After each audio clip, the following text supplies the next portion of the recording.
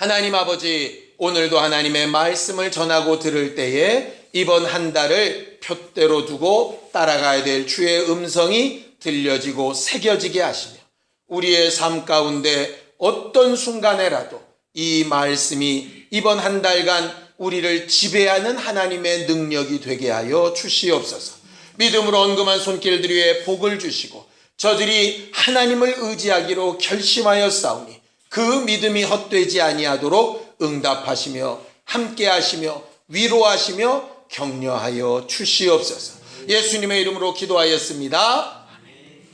하나님의 말씀은 누가복음 18장 9절에서 14절까지 말씀을 함께 같이 합독하겠습니다.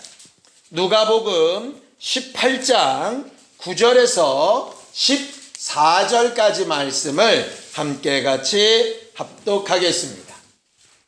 함께 읽겠습니다. 시작. 또 자기를 의롭다고 믿고 다른 사람을 멸시하는 자들에게 이 비유로 말씀하시되 두 사람이 기도하러 성전에 올라가니 하나는 바리새인이요 하나는 세리라. 바리새인은 서서 따로 기도하여 이르되 하나님이여 나는 다른 사람들 곧 토색 불의 간음을 하는 자들과 같지 아니하고 이 세리와도 같지 아니함을 감사하나이다. 나는 일해에 2번씩 금식하고 또 소득의 11조를 드리나이다 하고 세리는 멀리 서서 감히 눈을 들어 하늘을 쳐다보지도 못하고 다만 가슴을 치며 이르되 하나님이여 불쌍히 여기소서. 나는 죄인이로소이다 하였느니라. 내가 너희에게 이르노니 이에 저 바리새인이 아니고 이 사람이 의롭다 하심을 받고 그의 집으로 내려갔느니라. 무릇 자기를 높이는 자는 낮아지고 자기를 낮추는 자는 높아지리라 하시니라. 우리는 올 한 해 함께 지어져가는 성전이 되자라고 외치면서 10달을 지냈고 이제 11달째를 시작하고 있습니다. 얼만큼 성전이 좀 되어져 가고 계신 것 같습니까? 성경은 성전에 대해서 여러 가지로 말들을 많이 하는데 예수께서 직접 성전에 대하여 얘기하신 것은 몇 가지 되지 않습니다. 그 중에 하나가 뭐냐? 성전은 만민이 기도하는 집이다. 이 예수께서 입으로 하신 말씀이죠. 그래서 성전으로 오신 예수도 기도하는 일을 새벽 미명에 또 남들이 잠든 밤중에 금식하시면서 또 잡혀가실 때에도 심지어는 십자가에서 숨을 거두시는 순간까지 기도하셨던 분이 바로 예수님이시죠. 함께 지어져가는 성전이 되자 하는 일부분에는 기도하는 사람이 되자라고 하는 말도 분명히 포함되어져 있습니다. 기도하지 않으면서 성전이라는 말은 성립되지 않지 않겠습니까? 오늘도 우리는 기도하러 나왔는데 우리의 기도가 하나님 앞에 잘 상달되어지는 신령한 사람들이 되기를 예수님의 이름으로 축원합니다. 성경은 하나님의 눈은 의인을 향하시고 그 귀는 의인들의 소리에 귀를 기울이신다. 의인들의 간구에 귀를 기울이신다. 이렇게 말하고 있어요. 성경을 좀 보죠. 베드로전서 3장 12절입니다. 베드로전서 3장 12절입니다. 함께 합독하겠습니다. 베드로전서 3장 12절입니다. 함께 읽습니다. 시작. 주의 눈은 의인을 향하시고 그의 귀는 의인의 간구에 기울이시되 주의 얼굴은 악행하는 자들을 대하시느니라 하였느니라 그랬어요. 이게 원래는 시편 34편에 나와 있는 말씀입니다. 다윗이 했던 시편의 말씀을 베드로도 응용하고 있는 것이죠. 그런데 하나님의 눈과 귀는 의인과 의인의 간구에 귀를 기울이시고 주의 얼굴이라고 하는 말이 대적하다 이런 말이에요. 악행하는 자들을 대적하시는 분이다 이렇게 되어져 있습니다. 쉽게 얘기하면 기도하러 나왔는데 의인의 기도라면 귀를 기울이시고 악인의 기도라면 기도를 들으시는 게 아니라 대적하신다 이 말입니다. 악인의 기도는 하나님 앞에 상달이 되지도 않고 하나님께서 들으시지도 않고 응답하실 수도 없다는 얘기죠. 그래서 기도를 많이 하고 힘써하고 금식하고 기도회를 날밤을 새면서 할지라도 의인의 기도가 아니면 그 기도는 무의미합니다. 그래서 기도를 얼마나 많이 했느냐, 얼마나 잘하느냐 보다 중요한 것이 기도하는 내가 의인이냐 하는 것이 중요하죠. 우리가 잘 아는 야고보서 말씀이 있죠. 서로 죄를 고하고 병 낫기를 위해서 기도해라. 의인의 간구에는 역사하는 능력이 많다 그러셨어요. 의인의 간구라야 이런 말입니다. 의인의 간구라야. 아무 기도나 한다고 응답이 된다는 말이 아니라 의인의 기도에만 응답을 하시죠. 여러분들은 의인입니까? 악인입니까? 의인이라는 분. 나는 의인이다. 아무도 안 들면 오늘 저녁은 기도회를 할 필요가 없는데. 왜냐하면 저녁에 기도해봤자 어차피 안 들으실 텐데. 나는 악인이다. 이것도 아니고 저것도 아니다. 뭡니까? 여러분들은 오늘 저녁에 기도할 때요. 지금까지는 어떻게 해오셨는지 모르겠으나 기도할 때에 내가 의인인가? 하나님이 들으실 만한 사람인가? 이거 분명하지 않으면 그냥 외치는 소리가 공허한 메아리일 수 있어요. 그게 분명해야 기도가 통용되는 거예요. 다시 묻습니다. 여러분들은 의인입니까? 오늘 성경에 보면 의인과 악인 얘기가 나옵니다. 다시 말하면 바리새인과 세리 얘기가 나오죠. 바리새인은 뭐라고 얘기하느냐? 자, 9절 보겠습니다. 함께 읽습니다. 9절 시작. 또 자기를 의롭다고 믿고 다른 사람을 멸시하는 자들에게 이 비유로 말씀하셨다 그랬어요. 자, 이 말을 잘 들으면 자기가 의롭다라고 믿는 것은 잘하는 겁니까? 잘못하는 겁니까? 잘하는 겁니다. 그걸 오해하시면 안 돼요. 자기가 의롭다고 아는 게 자체가 잘못됐기 때문에 바리새인이 틀렸다 이 말이 아니에요. 본인이 의롭다라고 믿는 것은 굉장히 중요한 믿음입니다. 물론 어떻게 의로워졌느냐 이걸 아는 게 더 중요하지요. 그러나 여기서 지금 예수께서 책망하시는 것은요. 너 어떻게 그렇게 잘못 살면서 너 어떻게 그따위로밖에 못 살면서 네가 무슨 의인이라고 하냐 이렇게 야단을 치시는 게 아니에요. 자기가 의롭다 하는 마음을 가지고 뭘 하고 있기 때문에 지금 야단을 맞는 겁니까? 다른 사람을 멸시하는 거예요. 멸시하는 거예요. 바리새인들이 그럼 실제로 의로웠느냐 의롭지 않았느냐? 사실은 기준에 따라서 의롭기도 하고 의롭지 않기도 합니다. 기준에 따라서. 뭘 기준에 따라서냐? 그들이 생각하는 법, 그들이 생각하는 규범, 그들이 생각하는 교리 이런 거로 따지면 바리새인들은 의로운 사람들. 성경에 보면 과거에 노아도 당대의 의인이라 이렇게 말을 했어요. 그 말은 노아는 죄가 없다는 말일까요? 아니에요. 노아의 홍수에서 구원을 받을 만한 자격이 있다는 얘기지 죄가 없다는 얘기가 아니에요. 그렇죠? 하나님께서 아브라함도 의인이라고 말씀하셨는데 그럼 아브라함은 죄가 없다는 얘기일까요? 아니에요. 아브라함은 이삭을 믿음으로 소유할 수 있을 자격이 있다는 얘기지 그가 절대적으로 죄가 없다는 뜻은 아니에요. 다윗도 의인이라고 말씀을 하시는데 다윗은 우리가 알다시피 죄라는 죄는 굉장히 많이 진 사람입니다. 그럼에도 불구하고 왜 의인이라고 하느냐? 하나님께서 보신 어떤 기준에서 의인인 거예요. 그러니까 여러분들 의인입니까? 그럴 때 절대로 고민할 필요가 없는 게 뭐냐면 여러분들 기준으로 판단하지 마시고요.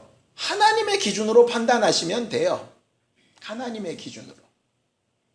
근데 바리새인들은 어떻게 했느냐? 자, 11절입니다. 11절 함께 읽습니다. 시작. 바리새인은 서서 따로 기도하여 이르되 하나님이여 나는 다른 사람들 곧 토색, 불의, 간음을 하는 자들과 같지 아니하고 이 세리와도 같지 아니함을 감사하나이다 그랬어요.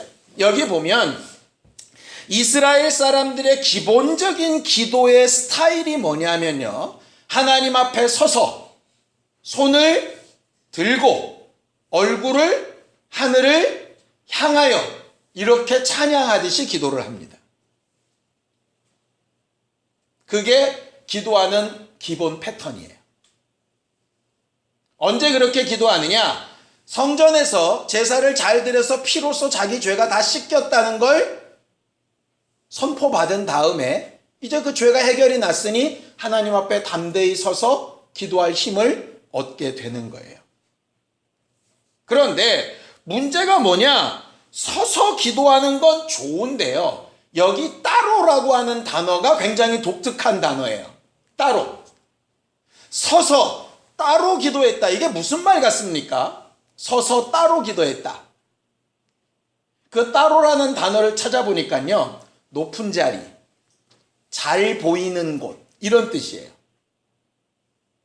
그러니까 기도를 예수님은 이렇게 말씀하셨어요. 길가나 광장이나 이런 데서 기도하지 말아라. 그건 기도 나쁘다 이 얘기 아닙니다. 기도하려면 골방에 들어가서 조용히 하나님 앞에 이렇게 말씀을 하신 적이 있어요. 그건 누구에 대하여 하신 말씀이냐면 이 바리새인들에 대하여 하시는 말씀이에요. 모여서 이렇게 서서 기도하면 안 돼 뭐 이런 얘기가 아닙니다. 그들은 언제만 기도하냐? 그렇게 잘 보이는 자리에 서 있을 때만 기도하는 거예요. 하나님과 단둘이 있을 때는 기도 안 하는 거예요. 우리로 따지면 기도회에 와서만 기도하는 거예요. 요 시간 외에는 기도 안 하는 거예요. 또 하겠죠. 밥 먹을 때. 그러니까 특별한 어떤 순간에만 보여지듯이 규칙을 정해놓고 이런 말이에요. 골방에 들어가서 기도하라는 얘기는 기도하러 꼭 골방을 찾아 들어가라는 얘기가 아니고요. 골방에서라도 라는 뜻이에요. 골방에서라도 아무도 없고 아무도 보는 사람도 없고 아무도 기도하는지 안 하는지 알 수도 없는 그때라도 너는 기도하라는 얘기거든요. 근데 바리새인들은 어떻게 기도하느냐? 자기의 의의를 나타내야 되니까 꼭 특별한 장소나 단에 이렇게 올라가서 기도를 하는 거죠. 자, 그런데 기도는 말 그대로 하나님과 나하고 둘이 하는 겁니다. 제가 우리 교회에서 대표 기도를 안 만드는 이유가 그것 때문이에요. 물론 대표 기도가 필요한 날이 있을 겁니다. 그런데 사실은 누가 대신해서 대표로 기도해 주는 건 사실은 별로 좋은 방법은 아니에요. 자기가 다 각각 하나님 앞에 기도하는 게 옳지요. 대표로 기도를 하다 보면 이 기도를 지금 누가 듣습니까? 사람들이 듣고 있어요. 그러니까 말을 버벅거렸네, 안 버벅거렸네. 특별히 남자애들 앞에 세워놓으면 안집사님들은 밑에서 막 가슴 졸이고 앉았고 웃긴 거잖아요. 아니 하나님 앞에 기도하는데 왜 아내가 가슴을 졸이는 거예요? 그게 왜냐하면 사람 때문이거든요. 바리새인들은 그렇게 기도하는 거예요. 근데 하나님은 그런 기도를 하나님의 기준에서 의롭지 않다라고 생각을 하시는 거예요. 이들은 말한 대로요, 불의, 토색, 간음 이런 거 안 했습니다. 신문에 날만한 죄 진 적 없어요. 사두개인들처럼 물질이 많아가지고 막 사람들 마음에 상처 주고 이런 것도 없었어. 바리새인들은. 그들은 하나님 말씀 그대로 가르쳤고 말씀대로 자기들이 살면서 그것도 가르쳤어요. 물론 다 그런 건 아니지만 그래도 굉장히 그러려고 노력했던 사람들이에요. 그러니 예수께서 오죽하시면 저들의 말은 옳으니까 들어라. 근데 삶은 완전하지 않으니까 본받지 마라. 이렇게 하실 만큼 그들은 말씀을 전하고 가르치고 배우고 익히고 공부하는 일에 누구보다도 잘하는 사람들이었다고요. 그런데 기도할 때 야, 넌 말씀을 많이 알고 기도하니 의롭다. 야, 너는 말씀 성경 구절을 잘 인용하면서 기도하니 넌 의롭다. 야, 너는 말씀에 있는 그 인용구들로 막 이렇게 연결해서 기도하니 너 참 의롭다. 이렇게 하시지 않았다고요. 옛날에 어떤 분 대표 기도하러 올라가셨는데 저게 기도인지 설교인지 헷갈리더라고요. 왜냐하면 기도가 성경 구절에 한 10대 구절을 그냥 계속 연결해서 붙여가지고 막 이렇게 기도하시는 분도 봤어요. 그렇게 한다고 의롭고 좋은 기도는 아니에요. 하나님께서 제일 싫어하는 것 중에 하나가 뭔지 아십니까? 하나님과 자기 1대1로 의로우냐 의롭지 않느냐를 판단해야 되는데 이 바리새인은 지금 어떻게 판단받고 있는 겁니까? 내가 저 사람보다는 낫다는 거예요. 지난주일 빠진 사람보다는 내가 낫고 예배 시간에 졸던 사람보다는 내가 낫고 성경을 한 번도 안 읽은 사람보다는 내가 낫고 주중 모임 안 나오는 사람보다는 내가 낫고 한 번도 봉사 안 한 사람보다는 내가 낫고 뭐 이런 거예요. 이런 걸 뭐라고 부르냐면 상대적인 의라고 불러요. 사람들은 그 부분에 굉장히 위로받으려고 해요. 애들이 학교 가면 시험 때 되면 이런 거 묻습니다. 야, 너 몇 시에 잤어? 그게 뭐가 중요해요? 근데 걔가 잔 시간보다 내가 더 늦게 잤으면 괜히 상대적으로 공부를 많이 한 것 같아. 절대 아닌 거 아시죠? 그냥 잠만 안 잤지 공부를 한 건 아니에요. 그런데 상대적으로 뭘 하면 굉장히 낫다라는 착각을 가지고 있는 거예요. 그러니까 말씀 몇 구절 더 알면 좀 나은 것 같고 기도 몇 마디 좀 할 줄 알면 더 나은 것 같은데 하나님 보시기에는 그거는 의다 아니다. 의가 아니다. 의가. 도리어 의에 가깝다기보다는 반대로 불의에 가까워요. 왜? 그걸 가지고 자기 형제를 판단하고 앉은 거니까. 그 다음엔 이렇게 얘기하죠. 12절입니다. 함께 읽습니다. 시작. 나는 일해에 2번씩 금식하고 또 소득의 11조를 드리나이다. 그래서 뭐 어쩌라고? 아니 기도가 결국 자기 한 일을 막 얘기했어요. 그러니까 뭐 어떡하라고? 하나님은 굳이 내가 한 일을 얘기 안 해도 아실까요? 모르실까요?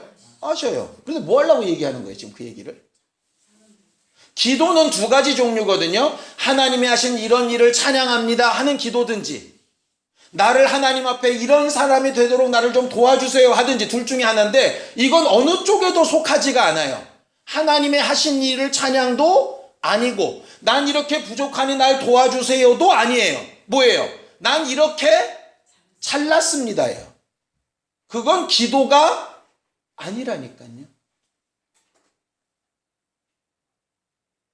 하나님이 원하시는 의와는 거리가 멀죠. 근데 세리는 어떻게 기도합니까? 자, 13절입니다. 함께 읽죠. 시작. 세리는 멀리 서서 감히 눈을 들어 하늘을 쳐다보지도 못하고 다만 가슴을 치며 이르되 하나님이여 불쌍히 여기소서 나는 죄인이로소이다 하였네. 거기 보면요. 멀리 서서 이렇게 돼 있죠. 그렇죠? 멀리 서서. 어디서부터 멀다는 얘기일까요? 예, 성전 그 잘 보이는 데서부터 가장 멀리란 뜻이에요. 그러니까 여기 강대상을 중심으로 하면 저 뭐 문 바깥이나 뭐 이렇게 전혀 남들의 눈에 띄지 않는, 그냥도 안 띄는데 어떻게 기도해요? 남들은 다 들고 이러고 기도하는데 고개는 숙이고 차마 하늘을 쳐다보지도 못하고 무릎도 구부러지고 등도 숙여지고 우리는 기본적으로 기도합시다. 그럼 요 모습이 되죠. 그러잖아요. 우리는 신기하더라고요. 기도합시다. 그럼 다들 이래. 그렇게 해야만 기도인 것 같아서. 눈 뜨고 이렇게 보고 있으면 제 눈 떴대요 이러잖아요. 근데 사실은 원래 기도는 눈 뜨고 하늘 보고 하는 게 이스라엘의 원칙이고, 이렇게 고개를 숙인다는 얘기는 뭔가 하나님 앞에 해결받지 못했다는 얘기거든요.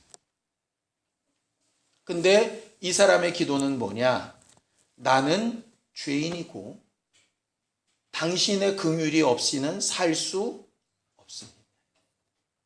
문제는 뭐냐?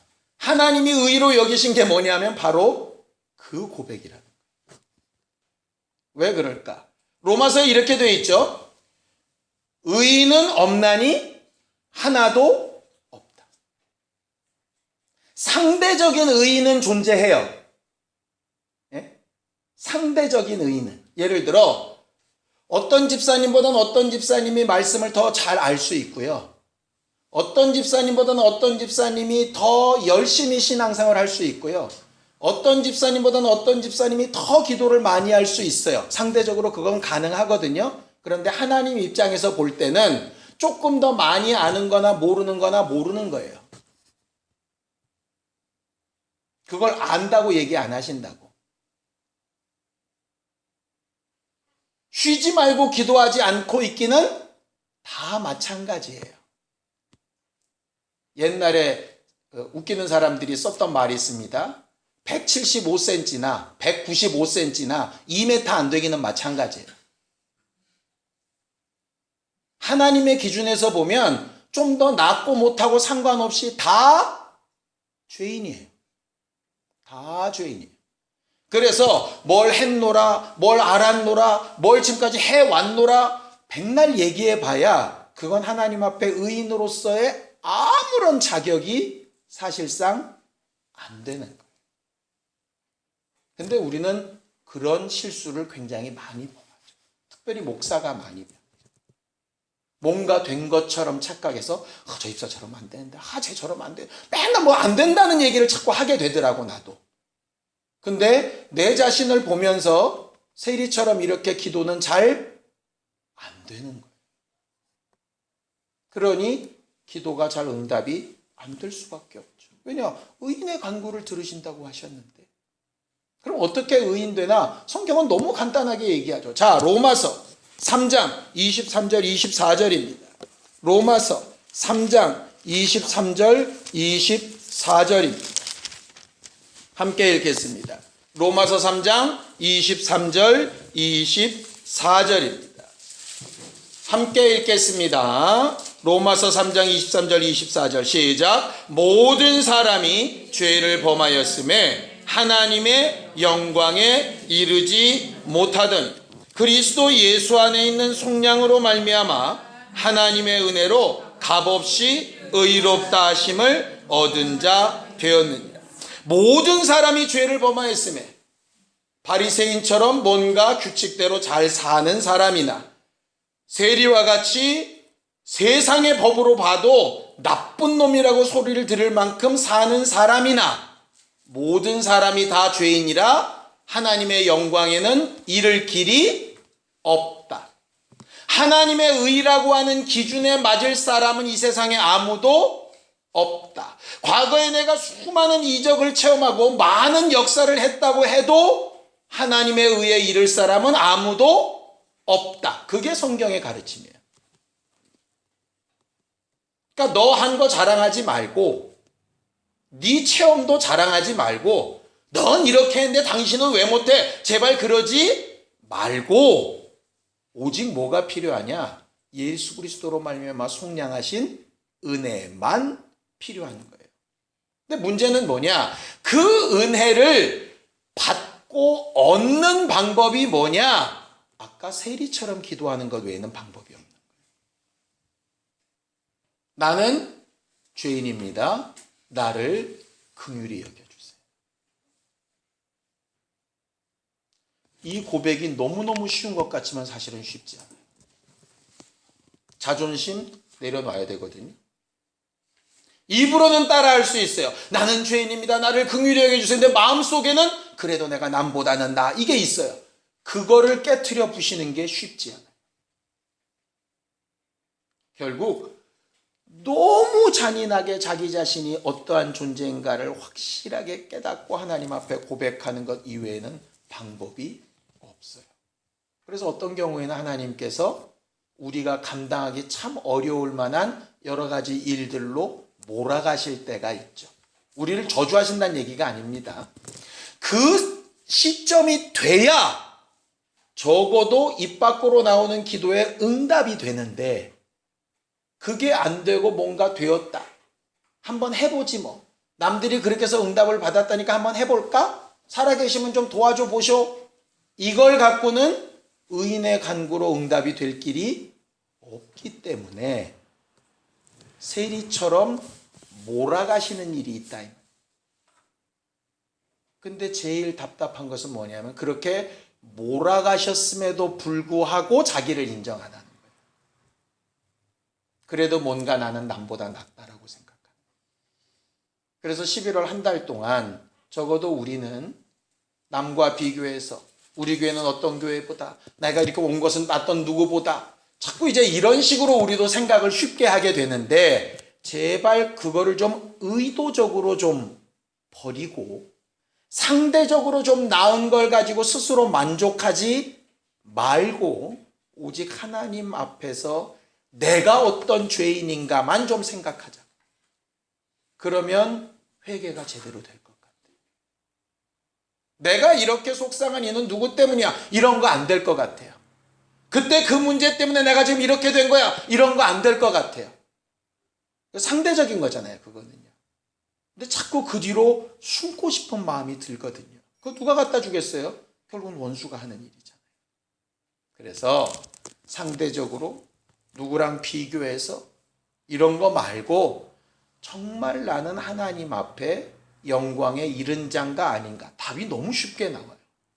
나는 정말 하나님 앞에 의인인가 아닌가? 여러분들에게 처음 제가 설교 초두에 의인입니까? 물었을 때 담대하게 아멘! 이렇게 다 나오지 못한 이유가 있을 거예요. 그게 정직한 거예요.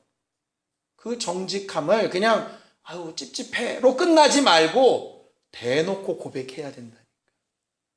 나 할 수 없는 사람이고, 난 부족한 사람이고, 부족하면서도 상대적으로 뭔가 된 것처럼 착각하며 살았던 사람이고, 그래서 난 주의 은혜와 긍휼이 필요한 사람이라고 인정해야 돼. 그때 비로소 모양은 예쁘지 않고 모습은 자랑스럽지 않지만 예수께서 뭐라고 인정하시느냐? 바리새인은 잘못됐고 세리가 의롭다라고 인정을 하시는 거예요. 성경을 한 군데만 읽고 마치겠습니다. 고린도 후서 10장 12절에서 함께 보겠습니다. 고린도 후서 10장 12절입니다. 고린도 후서 10장 12절입니다. 함께 합독하겠습니다. 고린도 후서 10장 12절 시작. 우리는 자기를 칭찬하는 어떤 자와 더불어 감히 짝하며 비교할 수 없노라. 그러나 그들이 자기로서 자기를 헤아리고 자기로서 자기를 비교하니 지혜가 없도다. 이게 무슨 말입니까? 자기를 칭찬하는 사람들과는 함께하지 말라는 거예요. 지자랑하는, 자기가 옳다라고 하는 자들과는 가능하면 함께하지 말라는 거예요. 왜? 자기가 기준이 돼가지고 자기를 기준으로 자기를 헤아리고 자기를 기준으로 자기를 비교해요. 그러니 자기 기준에는 자기가 100점이지. 그거 얼마나 미련한 거예요. 그래서 어떻게 하라는 얘기냐? 18절입니다. 함께 읽겠습니다. 시작. 옳다 인정함을 받는 자는 자기를 칭찬하는 자가 아니요 오직 주께서 칭찬하시는 자. 주께서 뭘 칭찬하신다고 하셨냐? 헌신 많이 하면 칭찬하신다고 하셨냐? 목사는 칭찬할지 몰라도 하나님은 헌신 많이 했다고 칭찬하신 예는 별로 본 적이 없는 것 같아요. 기도 많이 하면 칭찬하시냐? 그것도 아닌 것 같아요. 성전을 멋지게 지어드리면 칭찬하시는 것 같으냐? 그것도 아닌 것 같아요. 아까 예수께서 말씀하신 대로 나는 죄인입니다. 나를 긍휼히 여겨주세요. 당신 아니면 살 길이 없습니다. 그게 가장 칭찬받을 말이에요. 괜히 어줍지 않은 것으로 자랑하지 말고 하나님께서 인정하시는 것으로 칭찬받는 우리 모두가 되기를 예수님의 이름으로 축원합니다. 예수의 은혜 말고 기도할 수 있는 자격 없습니다. 이 저녁에 정말 나는 얼만큼 죄인이고 얼만큼 주의 은혜가 필요하고 얼만큼 하나님의 도움이 필요한지 제대로 고백하고 하나님의 은혜와 역사를 체험한 우리 모두가 되기를 예수님의 이름으로 축원합니다. 함께 같이 기도하겠습니다. 하나님 아버지, 우리는 우리 스스로 아무것도 할 수 없는 죄인이오니 긍휼히 여기시고 도와주셔서 은혜를 사모하는 자들에게 응답하여 주시옵소서. 우리와 우리 가정과 우리 자손과 교회를 거룩하게 구별하여 주시옵시되 오직 은혜를 사모하는 믿음이 또 충만한 심령들이 되게 도와주시옵소서. 하나님과 함께하는 신앙생활이 행복해지게 하여 주시옵시고 하나님으로부터 칭찬이 있는 우리들의 미래가 되게 하여 주시옵소서. 이제는 우리 주 예수 그리스도의 은혜와 하나님 아버지의 극진하신 사랑과 성령님의 감동하시고 교통하시고 인도하시는 분명한 증거가 겸손히 긍휼을 구하는 우리 모두 위에 이제부터 영원까지 함께 있을지어다. 아멘.